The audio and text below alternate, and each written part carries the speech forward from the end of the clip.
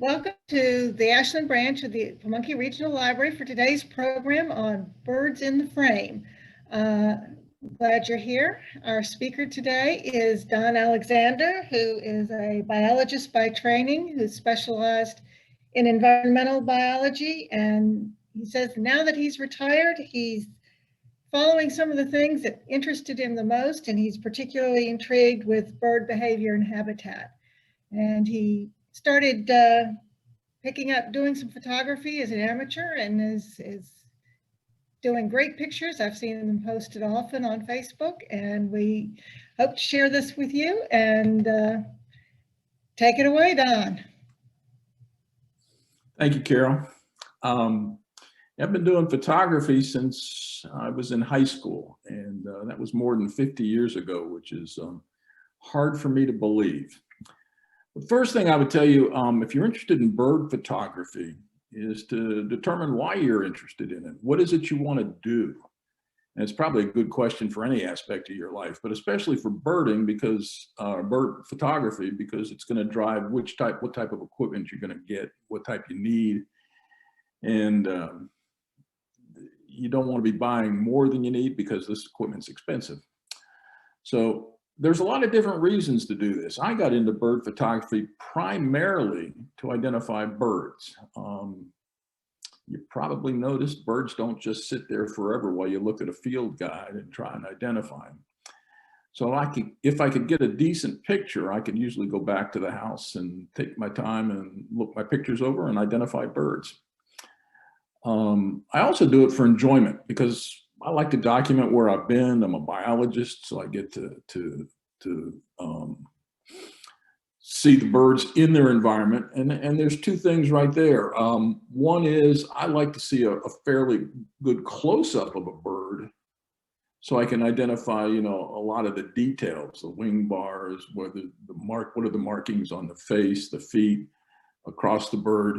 But I also like to get a photo that's backing up a little bit that shows the environment that a bird is in. And a lot of people get into bird photography for other reasons. They're interested in the artistic aspects, so composition, focus, and become very important. Other people want to get in and sell photographs. They want to be a wildlife photographer. And I expect that's a pretty difficult business to break into. I'm not doing that, but I know a lot of people that try it. So what you're doing is going to drive the equipment you need. And there's a lot of different ways to photograph birds.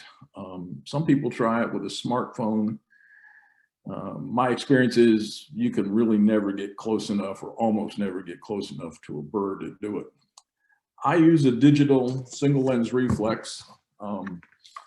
It doesn't matter which one you have, particularly, I don't think this is an entry-level Nikon, let's see here, and a telephoto lens, and we'll talk more about that in a bit. Other people use what are called point-and-shoot cameras. And this is a point-and-shoot camera that actually has a pretty decent telephoto on it. You can push that, get this to work. You can get out and get a fairly good close-up of your birds. It's unfortunately, my experience is the point-and-shoot cameras are not quite as good as the digital SLRs, and now they're coming out with a new variety called a mirrorless camera, which looks to have some advantages over the digital SLR. And then the third or fourth way that people shoot bird photography is with a spotting scope. And this one happens to be a real cheap one, and I don't advise anybody buying a cheap one. The good ones start at about $1,000 and go up, and that's a lot of money. The spotting scopes are, in my opinion, clunky. They're very high power, so you can see a bird far away, but you normally need a tripod to use it. And then you're going to be using a cell phone a cell phone normally, or a camera adapter to take the picture. It's a lot of equipment to carry out. It's not really good for casual shooting or for spontaneous shooting. If you know where there's a particular bird that you're going to be looking for, you bring this out and set it up and wait. For me, I've got this Nikon. It's a entry level and there's nothing special. Nikon's a good camera, Canons are good, Olympus are good. There's a lot of good cameras out there. I'm not pushing Nikons. This is the 70 to 300 millimeter lens. And that lens can be handheld, or this lens can be handheld. It's decent in most lighting conditions. It's not excellent in low light, but it will cover most of the things that I want to do. A lot of people like a longer telephoto lens. I routinely see people out there with hand-holding things up to 600 millimeters, and then people using even larger cameras on a tripod or larger lenses on a tripod. For me, it's all a trade-off. Big part of the trade-off is cost. This camera and lens combination, I think the camera was about $600 and the lens was about $400. That was about twice what I thought my budget was for getting into bird photography. And at this point, I'm looking at getting perhaps one more telephoto lens out to about 600 millimeters. And that's the most you can really hand hold, and even that's pushing it. So that's about all I want to talk about on equipment. You know, I think, well, I guess one more thing to say is on the digital SLRs, and I think this is also true on the mirrorless cameras, although I'm no expert on them, is that the entry level will give you probably 80 to 90% of what you want to do. You know, it's as you pay more and more, you do get nicer and nicer features. You get more megapixels, and you get more options on how to set your camera up and how to use it. But you can actually take excellent pictures with just about any entry-level DSLR. The biggest difference, I think, is in the person who's using it, their skill, their patience, and how much they know about how the camera works. And that's really important, that whatever camera you get, that you understand what the range of lenses will cover. If you're looking at shooting warblers, for instance, they're fairly small birds, and you usually see them at a distance. So you're going to want a longer telephoto. I can tell you 300 millimeters on my camera.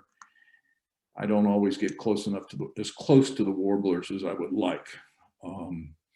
So that's one reason why I'm looking for a little more power. But on larger birds, anything the size of a duck or a heron, I don't have any problems whatsoever. Another thing with the DSLRs are you have a huge range of ISO settings. And this is a measure of how sensitive the sensor is to light. And most of these will go up, some of them go up to some incredible numbers. You know, 16,000, 32,000, 64,000. You'll see some big numbers, and those have an application, but most of it's not in bird photography specifically. My experience with this particular camera is that about an ISO of 800 is about as high as I want to shoot. Because if I go higher than that, I don't need as much light, but my pictures start to get grainy. And then, so everything's a balance. As you slow up your shutter speed, you're going to get more blur. As you open up your lens, the f-stop on your lens, you're going to increase or decrease your depth of field.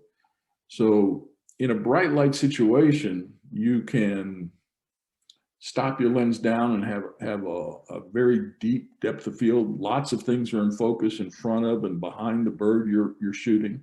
You can use a high shutter speed and a lower ISO, and you get a nice photograph. I mean, a really high quality photograph. But as you get into the shadows under a tree, as you're working in the morning light or the evening light, you don't have as much light. So that then you have to bump up your ISO ratings, you have to adjust your shutter speeds, slow them up a little bit. And then you open your lens up to let more light in, and that reduces the depth of field. A lot of things you have to learn to play with, to optimize, to get the best photos. And then one other last feature of all of these lenses, or all of these cameras, is they'll shoot something called RAW. And most everybody's familiar with JPEG photos, or GIF, but JPEG is what most of these cameras will shoot. And JPEGs are fine, and I frequently use JPEGs, but when I'm really looking for the very best photos, I will shoot RAW. And that gives you a lot more options in post-processing. After you've taken the picture, you get back and you put it on your computer. If you're using a raw image, you can actually adjust the exposure if you're off a bit. And I'll be frank with you, it's difficult to properly expose bird photos sometimes, because birds like to sit in the shadows. They're not always out in the sunny places. They'll be sitting on a limb, and they'll be deep in the leaves, and they can be hard to focus on. And so when you take an average picture, you take a picture, you meter for the average, the bird may be, especially if it's a dark colored bird, be underexposed. So if you're shooting RAW, you can adjust for that. And the last thing I would say is, the more you spend on a camera, one of the things you do tend to get are better sensors. And pay attention to where the different companies upgrade their sensors on a camera. The better the sensor, the higher the ISO, and the lower the light you can shoot in. So while I'm using an entry-level camera, one of the big attractions to me is if I had a better camera, I could shoot in lower light. But it's a small difference in reality. A lot of it, if I'm just patient and wait for the bird to get better light, I'll be better off. And that brings me up to really the first three rules I have for myself for bird photography. And I have to keep reminding myself, and the rules are patience, patience, and patience. Birds don't like to sit still, and that's both an advantage and a disadvantage. And you have to look for all the advantages you can here. The fact that they don't sit still means when they're sitting where you want them to be, or when you've got a good photo, you better get it fairly quickly. You can't sit down there and see, oh, my battery's burned out, let me change the battery, or I need to make some adjustments to my camera or something. No, you need to be ready to shoot.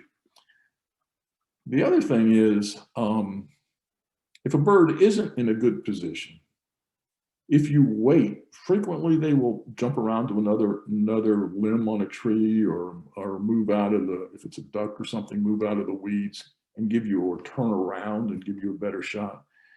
I seem to get more than my share of butt shots, the back end of a bird. And I don't know why I even push the camera anymore, push the button to take the picture anymore. Butt shots of birds just really aren't that pretty. And then the last thing you'll need is a little bit of luck. And I will tell you, luck is a funny thing. It's not quite like buying a lottery ticket, which I don't recommend anybody do, but the longer and the more time you spend in the field looking at birds, the luckier you're going to get.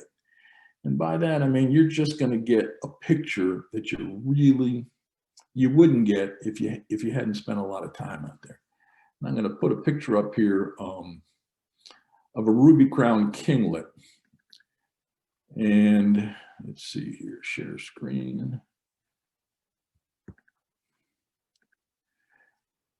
This bird was probably, well, certainly less than 10 feet away from me when I took the picture. And I couldn't identify it. I had just probably 2 seconds to take the picture. I got 2 pictures, this one and one other one. And this is the better of the 2. It's not quite as sharp, but it shows the side of the bird. I was out at a place called Dutch Gap, and maybe you're familiar with it. It's in Henrico County. There's a lot of great ducks to shoot. There's a couple of places you can just stand out there and look over a big swamp. And while I was looking over the big swamp at birds, a bird flew down and landed on a branch right below me. And it happened to be this ruby-crowned kinglet. And that was the very first one I'd ever seen. I didn't know what it was at the time, but I immediately took a picture. Actually, I took 2, and here's the other picture. Let's see here.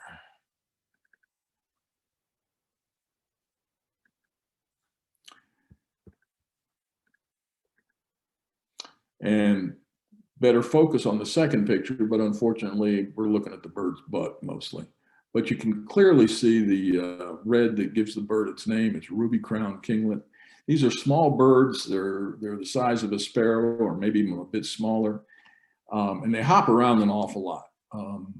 I've seen this. There's another variety called the golden-crowned kinglet. Both of them are very similar in their behavior in that they jump around a lot. Wherever they are on a tree, they don't usually go from tree to tree near as much as they go from branch to branch. And they're picking off insects off the limbs and whatnot. So in any event, luck plays a big part of it. And the longer time you're out there, the luckier you get. This probably is pretty obvious, but I'm going to tell you that bigger birds are easier to photograph than little birds. And just as a way of explaining this, this is a picture of a limpkin that I took about a year or so ago. Get the share screen up here. And this bird, it must stand close to 3 feet tall. It was sort of, I've encountered several of these, and they all seem fairly tame, although I don't think that's really them. I think it's just their nature is they're just not terribly afraid of people. This bird lives in Florida and areas south. I happened to take this picture when I was in Mexico. But as you can see, it's very simple. You could actually have taken this picture. This is one of the few ones that's true of. You could have taken this picture with a cell phone. And actually, I saw people there doing exactly that. Going up to this bird and getting ridiculously close and taking pictures with a cell phone. But when you get into something like a blue-gray gnatcatcher, this is one I took last week. Let's see here. This is a blue-gray gnatcatcher. This is significantly smaller than a sparrow, and or it's about the size of the smaller sparrows. If you take a look at this picture, notice that the eye is sharp and the tail is fuzzy. This bird, while it looks fairly bright, was in shadow or in a lot of shadow. And I was using a fairly wide open f-stop, so my depth of field isn't real great. I had to do some post-processing on this one, which is why the background is such a bright green. I had to actually change the exposure on it. But it's a blue-gray gnatcatcher, and I was intrigued with, it's probably a female, and it's taking an insect back to its nest. And this bird was going back and forth to its nest, which is maybe another 5 feet off to the right. And I'm sure there were young in that nest. So I always think when you can get a bird with either food or nest material in its mouth or singing or doing something, it always makes the picture a little bit more interesting. So big birds are easier to shoot than small birds. So let's come back here. When you're getting into bird photography, if you get serious about it, you want to take a look at what type of bird you're looking for. I mean, it sounds pretty obvious, but you're not going to find ducks, geese, and heron necessarily in the same place you find songbirds, and you won't find songbirds where you find shorebirds, and you won't find shorebirds where you find seabirds. Or there'll be some overlap. For sure there will be some overlap. But if you're looking to capture a variety of warblers, you're not going to go to the ocean. You might end up in Chincoteague sometime looking for them, but more than likely you're going to go out to the mountains in our western area or wait for birds to migrate through here. So just pick where you're going. I mean, what is it you want to shoot? And I would encourage or suggest anyway that you might want to think about starting with some of the larger birds, ducks, geese, and herons. And there's plenty of those in the Richmond area. I mean, you can go down to the river and find a variety of ducks. You have a lot of the different parks in the area where there's water. Hooded mergansers are pretty common, and they're really attractive birds.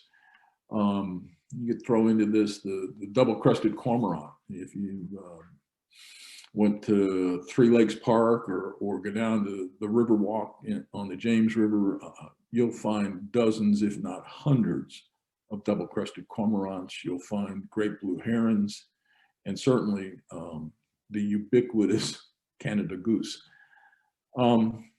Songbirds, obviously, you're looking in trees and whatnot. Shorebirds, you would want to go to an ocean somewhere. Virginia Beach, possibly. I've had great luck at Hampton.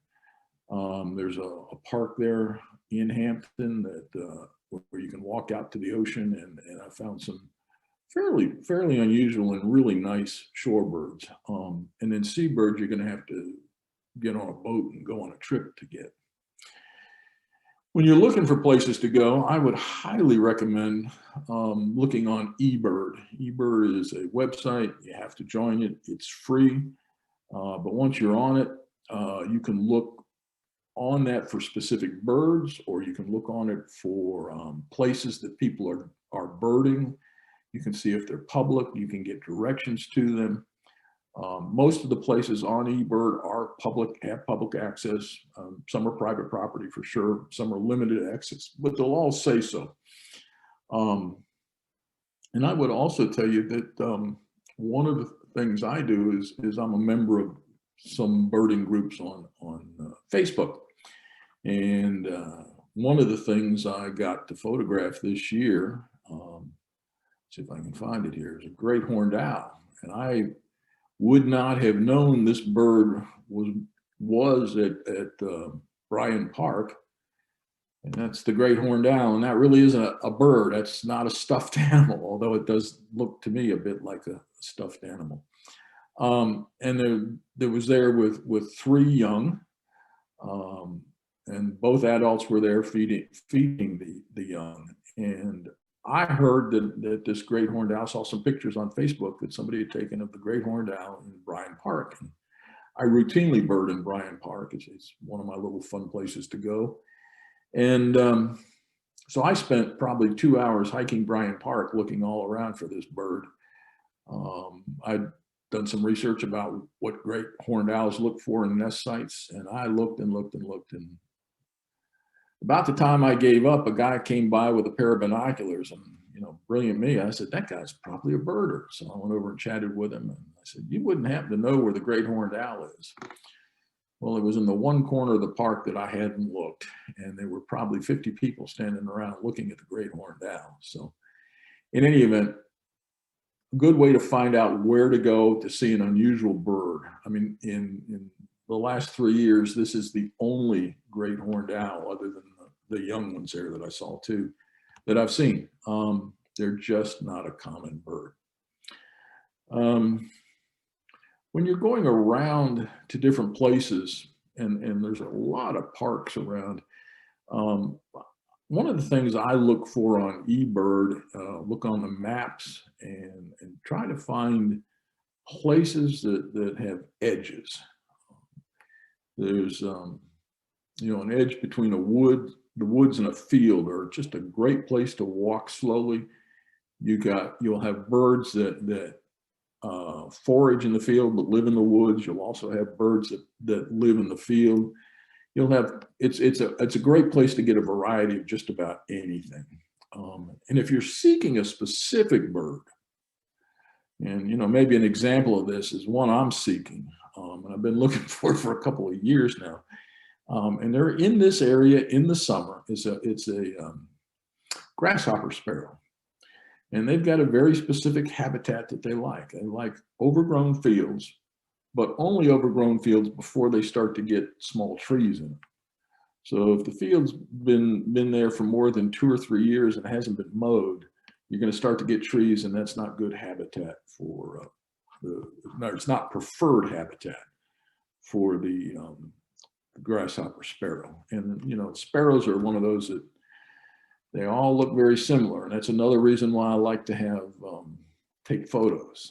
I spent months looking for a swamp sparrow, and got on eBird, and there's a place about 10 minutes from my house where people would see swamp sparrows 2 or 3 times a week. I went there for months, never saw a swamp sparrow. And then one day at Bryan Park, I saw a swamp sparrow. But I needed to know what the habitat was. What's the characteristic? I mean, the swamp sparrow, well, all the sparrows look similar. So, I mean, if you're looking at a white-throated sparrow, it's one thing, the chipping sparrow's another, but you want to know what you're looking for. So what's the key that would identify a swamp sparrow from other ones for you?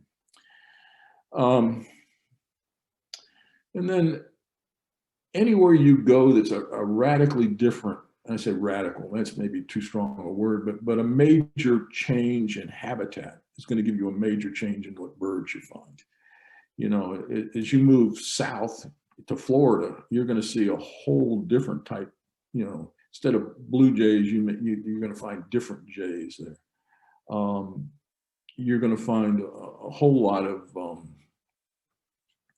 more tropical birds in the south. You go north, you're going to find a different type of birds. East and west is the same thing.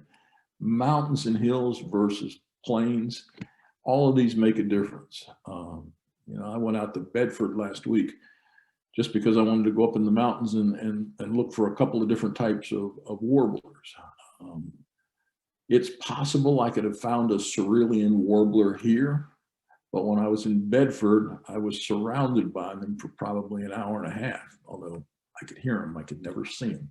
And it's hard to photograph a bird you can't see. And then if you're going on vacation to someplace really different, it's great to take a camera and see what kind of birds you can find there. And one of the cool things with birding are the apps. There's an app called Merlin that will help you identify birds, especially, and if you have photographs, you can put the photograph into Merlin, and it can tell you what kind of bird you have. And, and it's set up, you can put in birds from different locations. So you can put in East Coast birds, you can put in birds from the entire United States. When I'm in Mexico, I put in Mexican, birds from the Yucatan. Because there'll be different, it's looking for different types of birds that you're not going to find here. So it kind of narrows the focus down. So those are ways to look at where to go. There's also the question of when to go. And the one thing I really don't like about birding is mornings are invariably the best time to go. And mornings are the time I like to sleep in. I'm retired now. I don't have to get up and go to work. But if I'm going to get good bird photos, I got to get up early and get out there. I mean, and it doesn't have to be crack of dawn early, but 7 or 7:30 is about when you want to be there to catch the morning activity. Birds tend to be active, most active morning and evening. And I think morning is noticeably more active than evening, but they're active both times. And then there'll be periods during the day when birds are active. And if you have a feeder at the house, pay attention. I mean, sometimes you'll sit there and watch that feeder for half an hour and there's 2 or 3 birds. Another time you watch it for 15 minutes and there'll be 15 different variety of birds. There are cycles. So you just need to be, again, patient. Take your time. One of the other things I would tell you is lighting is really important, and lighting is important both from the scientific angle and from the aesthetic angle. And I'm going to show you a picture here of a bird called a grooved-billed Annie. Now, I had been, this bird lives, well, I think it lives in Florida too, but it's, whoops, let's see here. Let's see, come on. New share, okay. There we go. Okay, this is the groove-billed Annie. The bird is entirely black. It has no other markings on it whatsoever. In fact, when I saw it at a distance, I just passed it off as a great-tailed grackle. This place was loaded with great-tailed grackles, and I ran into a couple of birders, and we were talking about what we'd seen, and they said they'd seen, several groove-billed Annies. Well, it pointed out to me that I wasn't paying enough attention. Passing off one black bird as all black birds. And so I started paying attention to these, and I started taking photographs, and I'll bet you I took probably close to 100 photographs before I got one where the lighting was right and you could see the grooves in the bill here. Now there's two varieties of this particular bird. There's a smooth-billed Annie and a grooved-billed Annie. And I asked these birders how they knew it was the groove bill, not the smooth bill. Of course, they told me the obvious. The smooth-bill Annies lived in a different area. They weren't found in that part of Yucatan. They were much further south. But I wanted to get a picture that actually showed that grooved bill. This is the biologist coming out in me. So, I had to really wait. The light on this fella is coming from above, slightly behind, and to the right. And that's what I needed to get those grooves to show up. And again, it's patience. I mean, I can show you dozens of photos I took where if you look close, you can see the grooves and you know what the bird is. But this one really, it stands out. Now, everything's a compromise. Take a look at the rest of the bird. It's pretty much just a black blob. Now, it's not much unlike what it really is. But I've got other photos where you can pick out the feathers on the bird. It just, again, it's a matter of lighting, how it's lighted. And this time I wanted the bill, not the feathers. All right, let's see here. Write this down. Okay.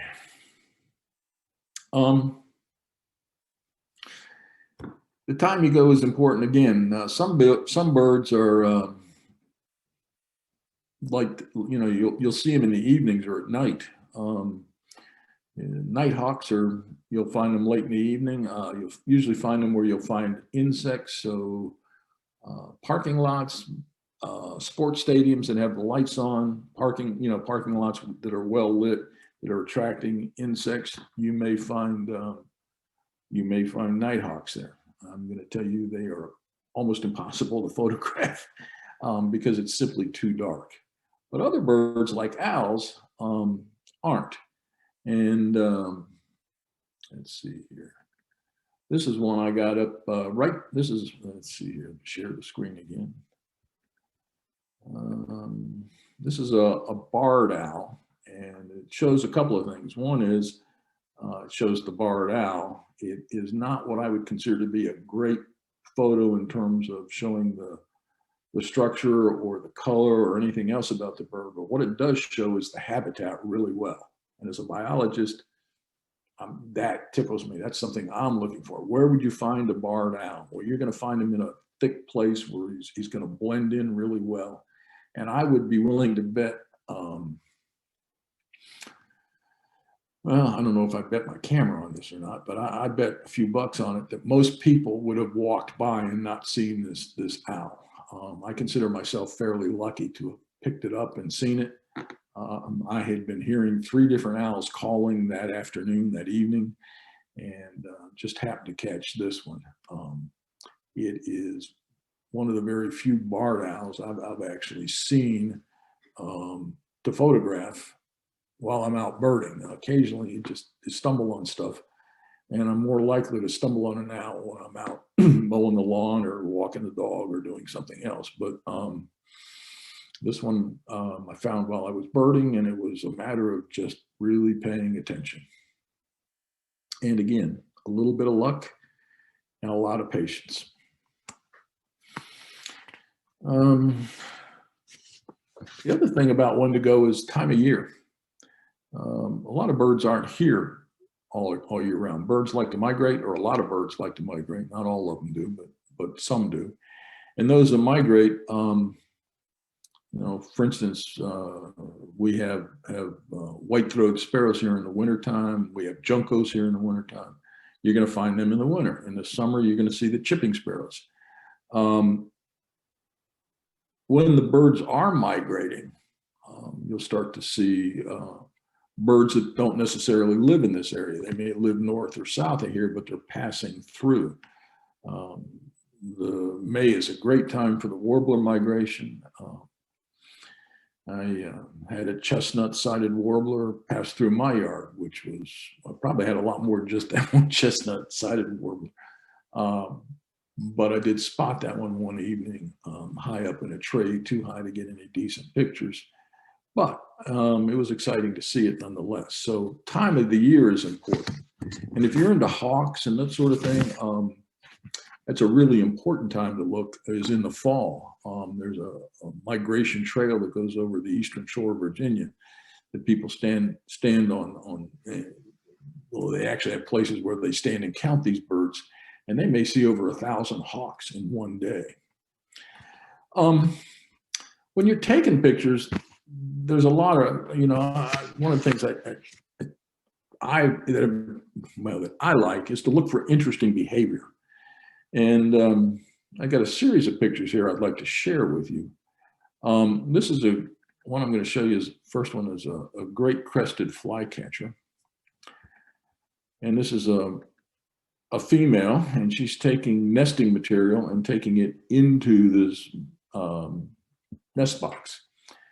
And that to me was interesting enough. And great crested flycatchers aren't that rare, but you don't see them every day. But they're around, and they're reasonably common. But it's always, to me, exciting. I think they're beautiful birds. And so let's see here. How do I share again? New share. I thought this was an interesting photo. It was the female coming out of the box after she'd taken the nesting material in there. And suit yourself. I was probably using around a shutter speed of around 800 or 1,000th of a second, and the wings are a bit blurry, but the head and body, feet are sharp. I think it captures what's going on. And that's, to me, more interesting than just a bird sitting there. I've got a male that I'm going to show here.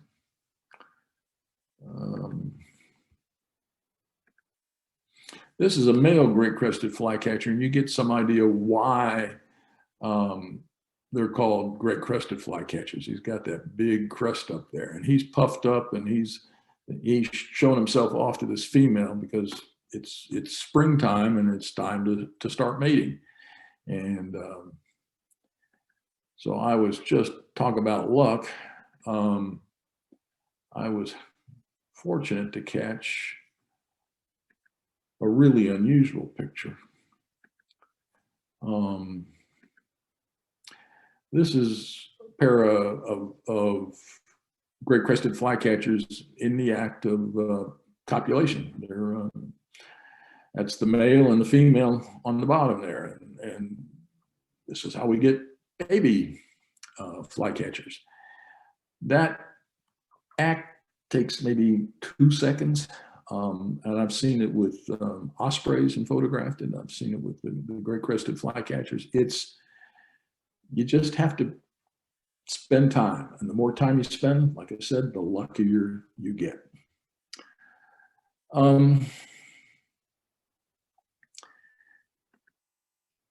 I like to get what I think of are interesting pictures. And there's more to it than just straightforward behaviors. There's also things like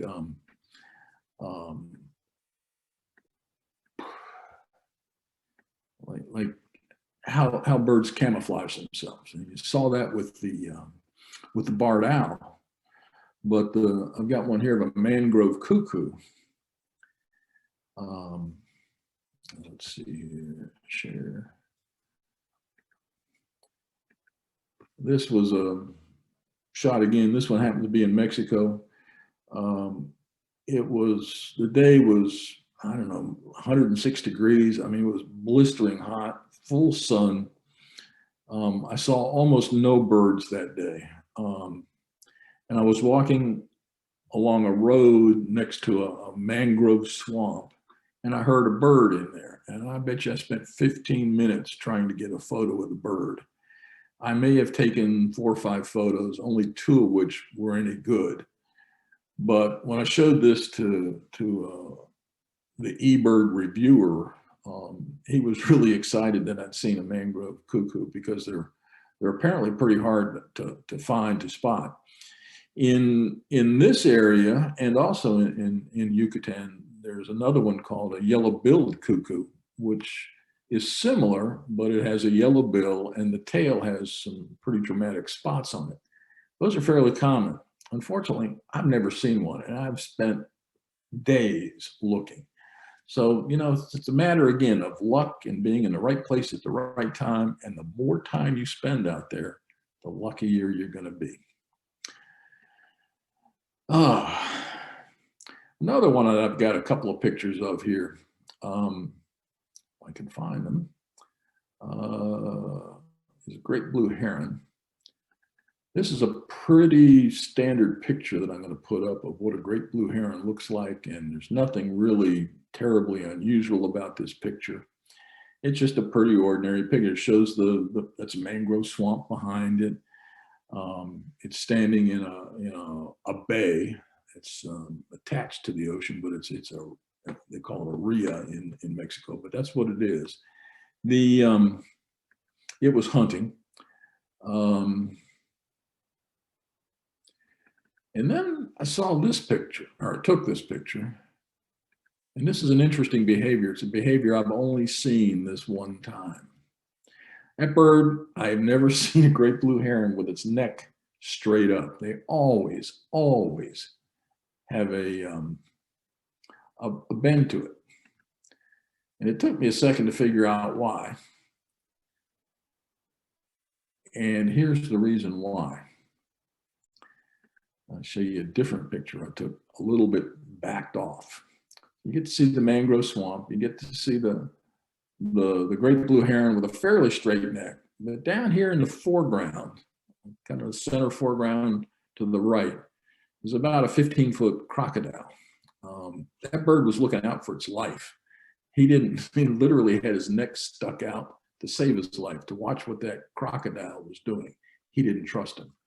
So I think things like that add interest to your photos. If you can always find one, find something to make it interesting. Another thing is sometimes you want to take pictures of birds that are flying. Let's see here, tropical kingbird. This is let's see if that's the one. Yeah, I think this is one that I was shared as an ad for this class. This is a tropical kingbird. Well, it might be a Couch's kingbird. They look identical. The only way you can tell them apart is from their call, and I didn't hear this one call. But one evening I was sipping a beer and had my camera, and this bird was diving down toward the swimming pool and picking off insects. And the bird itself isn't that fascinating, in my opinion. I mean, it's a pretty bird, but it's not spectacular in any way. But catching it in flight like this, I think, adds a lot of interest. Another bird that I caught in flight that I really liked was a great egret. And great egrets, I mean, they're pretty birds. They're long, they're tall, they're white, all white. Have a yellow bill, dark legs. But this one, I shot when he flew directly overhead. And again, it's another angle that gives some interest. You can call it lucky, you can call it persistence, you can call it patience. But great egrets are fairly common around here, and they do move frequently. Not, I don't want to sound constant, not like a kinglet, but you know, if you spook them a little bit, they'll fly off 50 or 100 yards. So they're not super fast flyers, so you don't need a super high shutter speed. And this one was low enough that, you know, I could get what I thought was a pretty spectacular picture. A few other things when you're taking pictures, it helps to know bird behavior. You know, I told you I was looking for a grasshopper sparrow, and you know, there's particular types of environments where you're going to find them. And like I said, tall grass, it doesn't have a bunch of trees. And then the behavior. How do you know if you've seen a grasshopper sparrow if you only got a glimpse of it? Gets a little touchy there.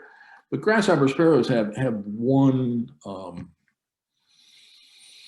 don't know if it's a habit or one inclination, that something they do that most other sparrows don't, and that's when they land, the grasshopper sparrow turns around and faces the direction it ran away from. It doesn't help you take a picture, but it does tell you where you want to spend your time and if you're going to be patient near a bird that exhibits that behavior, if you're looking to get a picture of a grasshopper sparrow. Other birds, flycatchers, and we have several of flycatchers in this area, and they have a really cool habit, and it's great for photography. They love to sit out in something fairly open, frequently on a dead branch of a tree, and they'll sit there and they'll scope the area out for insects. They go down and catch the insect, come back and land either on the same limb, frequently the same limb, or sometimes they'll have 2 or 3 spots that they'll work with. Another beautiful bird we have here that I don't have a single photograph of yet. I've seen them, but I've never gotten a good photo, is the red-headed woodpecker. And one of their preferred locations is in a tall tree next to an open field. So, you know, I keep looking, and I know where there's one that a number of my friends have seen, but I haven't yet. So I keep going out and looking. You know, if you're looking for woodpeckers, you're going to look for buggy trees because they like to eat insects on and under the bark, except for the northern flicker. And the northern flicker is a woodpecker, but it eats grubs in lawns. You'll also hear it pounding on hollow trees, on telephone poles, and sometimes even the electrical transformer boxes, the metal things, and they're giving out a mating call. They're drumming, and it's really loud. Before I got the siding on my house, they really loved the wood siding that I had. I guess they ate enough of the wood that I had to put up vinyl siding, and I guess they don't like that as well. I'm kind of glad about that because siding gets expensive. So if you're looking, if you see a flycatcher, just position yourself somewhere where you can catch him coming when he catches a fly, when he comes back. But if you know the bird's habitat or habits, you can use them to your advantage. One thing, and I don't suggest you do this a whole lot, but there's a thing called pishing. It's debatable. Some people in the birding community think it's bad etiquette. I think if you use it lightly, it's okay. And it's a matter of making a noise. It sounds like psh, psh, psh, psh, psh. And you can get on YouTube or on Cornell University's site and eBird and see some of their videos. What happens is the birds hear this, and you know, if you've got a bird in a tree that's fairly close to you, what you're doing is giving him a defensive call. And you know, he probably thinks it's another species, or maybe that's what they think, or maybe they're just curious. But frequently, when you pish, they'll come down and look and try and figure out what's going on. They're looking to see what the problem is, or they're looking to see what you are. It helps, I think, if you tend to take a little bit of cover so you're not just standing out in the open when you do this, but you can increase your odds, put a little bit of luck in your side or push the luck on your side a little bit. One thing I've never used, but a lot of people do, and that's blinds. I prefer to take a slow stroll and try and get a mile or two in, get a little bit of exercise. But if you like, blinds are a great way to get close-up photos of some spooky birds. I mean, my observation is wood ducks are particularly spooky. Last week, I had what I thought was a really spectacular, really unusual for me anyway, sight. I saw 2 female wood ducks. The males are they're just incredibly colored. It makes you wonder if they're really real ducks. But the 2 females had 7 ducklings with them. And so, I'm scoping them out with the binoculars, and they swam right by me. I'm 20, 25 feet in front of me. Before I could get the camera up, they scattered. They saw me and scattered. They're really spooky. Something like that, a blind would really help you. And there are some places, if you go up to Dutch Gap, if you walk some of their trails, there are blinds there. And I think they're for not just for birders, but for people that want to look at the deer or other wildlife. It's something you can think about, especially if you've got a feeder. I mean, the closest thing to a blind I do, I have a feeder in front of a kitchen window, and a couple of feeders there. And so I frequently stand inside the kitchen and shoot pictures of the birds out there. It's close, pretty good lighting. And if I keep the kitchen window clean, I can get some decent pictures.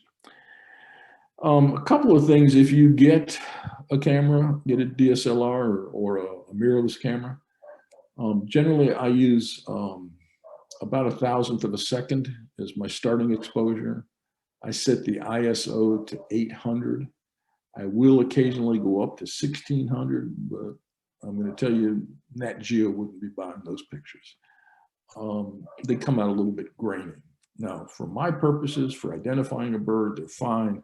If I wanted to print one of these printed up and hang it on my wall, which I occasionally do, I wouldn't be happy with the 1600, ISO 1600, but the 800s I usually would be.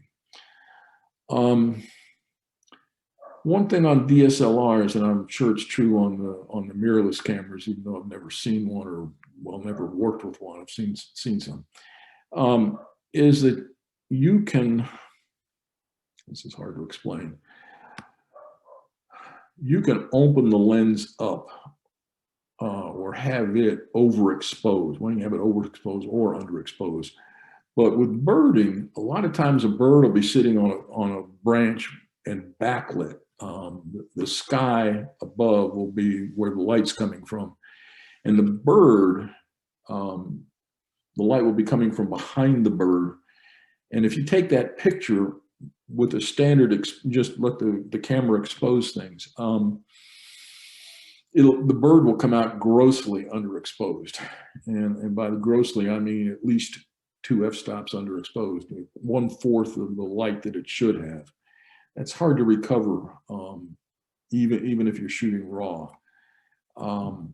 So with a lot of these cameras, and I know and I'm sure it's true with the Canons and Olympuses, but with a Nikon, there's a button you push, a dial you rotate, and you can immediately open the camera up to 4 stops.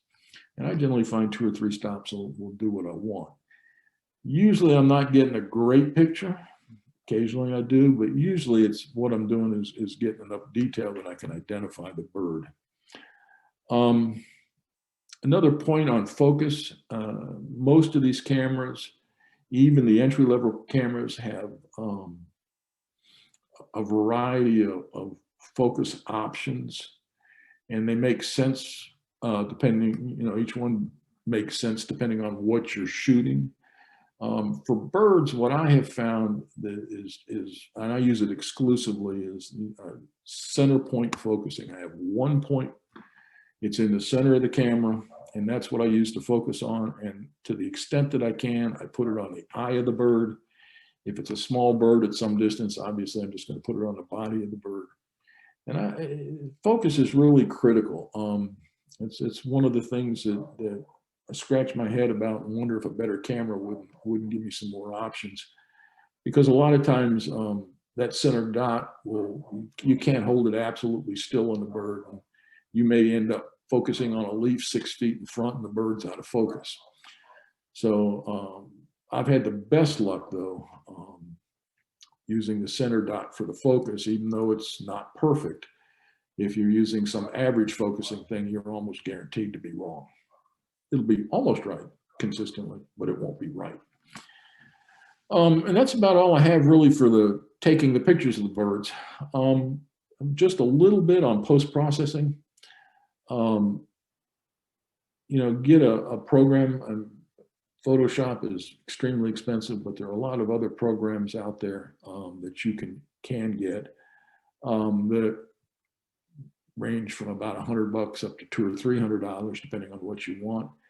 Mostly for birding, I use it to crop, to make the picture smaller, because birds are pretty small, and I'm getting more. I don't have a 300 millimeter zoom is not going to just focus just on the bird. It's going to have a lot of the environment. So sometimes I want just the bird, sometimes I want the bird and the environment. The other thing is you can adjust colors. I always shoot to get the most accurate colors, not to get the prettiest colors necessarily. But that's what I'm looking for. And so depending on the time of day, morning and evening, your light tends to be warmer. So you may have to cool that picture off a little bit to get an accurate color. The human eye is amazing in how much it can adapt and see things correctly. The camera doesn't. The camera sees what's really there. And so what you're trying to do is adapt, correct it back to what not necessarily what's really there, with the lighting, but what the bird looks like under neutral lighting. And the other thing you can do is correct exposure. And frequently, you're going to be a half a stop to a stop underexposed if the bird is in shadows. If it's out in the open, then you can occasionally be overexposed. But those are simple things to correct in post-processing. And then the other thing you can do, and this I do probably more than any of the other things, well, besides cropping, is depending on the lighting, you can adjust to bring out the shadows if the shadows are too dark, or you can bring out the highlights if they're not, well, raise or lower the highlights depending on whether they're too strong or too weak. And so you can actually make it look more like the human eye sees it, because your eye corrects for the shadow. It opens up a little bit and it corrects for bright light by shutting down, and your eye has more flexibility than the camera sensor does. So it's always good, I think, to have a program. I don't think it has to really be Photoshop, and that's getting, it's a professional tool. It's a great tool. I have used it. I had it on a computer until it crashed, and now they're selling it on a monthly subscription. It's more than I care to pay. But there are other good programs out there. Just look and you'll find one you like. So that's pretty much what I have. And I thank you very much.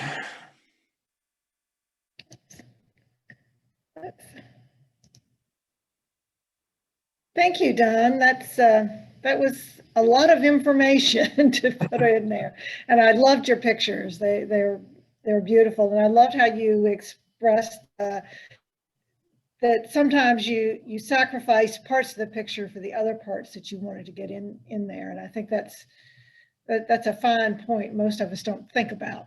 Mm-hmm. But I would like to thank everybody for tuning in and watching this program with us. And again, we're coming from the Ashland branch of the Pamunkey Regional Library. And Ashland branch is going to the birds this month. And if you're interested, there are other programs on birding. We have activities in the branch available. We also have online, we will have a program to make a bird feeder out of like a milk carton or something like that on June 9th. We also have story time for grown-ups. It's going to have a story about birds. We have a program for the whole family on Birding 101 for Families coming up on the 19th, and a program for children about birds raising families. And Don talked about some pictures about birds doing just that. So that'll be on June 22nd. So check our webpage and sign up for these programs, or watch them catch them later on our YouTube channel or Facebook channel. So thanks again, and everybody enjoy your day. Thank you, Carol.